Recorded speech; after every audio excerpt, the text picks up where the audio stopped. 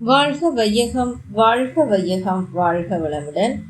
குரு வாழ்க, குருவே துணை. ஆசான் அருள் தந்தை வேதாத்ரி மகிழ்ச்சி அவர்கள் நம்மோடு சுப்பமாக நிறைந்து இன்றைய சிந்தனையை சிறப்பித்து தருவாராக.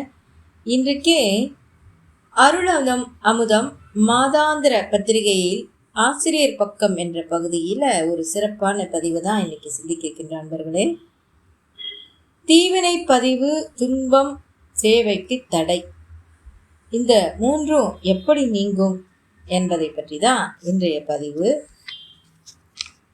பிறருக்கு உதவும் மனப்பான்மையோடு சேவை செய்து வருபவர்களுக்கும், நல்லதையே நினைத்து நல்லதையே செய்து வருபவர்களுக்கும் சில சமயங்களிலோ அடிக்கடியோ சோதனைகளும் துன்பங்களும் தொடர்வது ஏன்?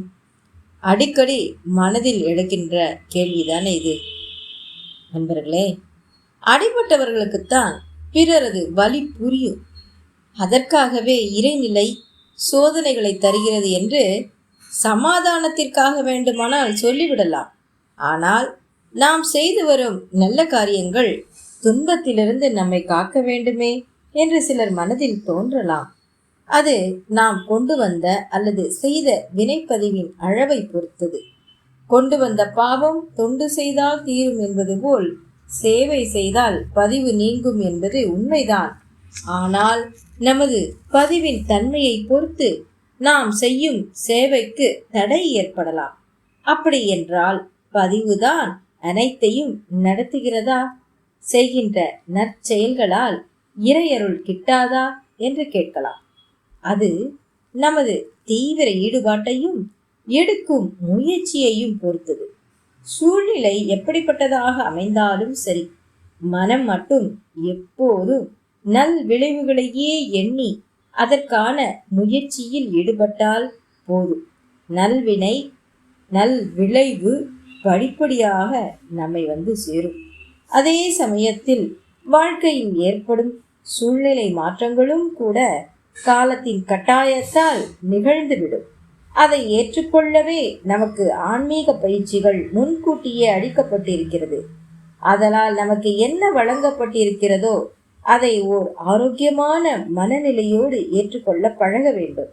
கவலை மட்டும் நிச்சயம் தவிர்க்கப்பட வேண்டும்.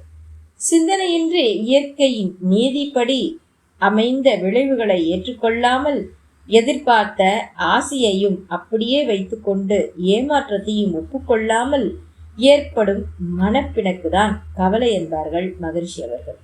அத்தகைய கவலை வலையில் சிக்காமல் மகரிஷி காட்டிய ஐவகை கடமைகளையும் முறையாக ஆற்றி தொடர்ந்து முயன்று வர வேண்டும்.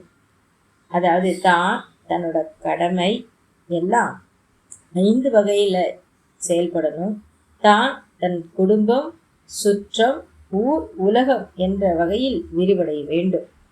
மொத்தத்தில் நம் செயல்கள் அனைத்துமே நற்செயல்களாக அமையுமாறு பார்த்து கொண்டு தவத்தின் மூலம் இறை அருளையும் நாடி நிற்கும் போது கண்டிப்பாக தீவினை பதிவு, துன்பம், சேவைக்கு தடை மூன்றுமே நீங்கும்.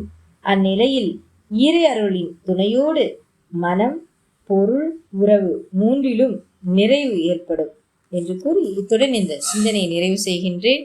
நன்றி. வாழ்க வளமுடன்.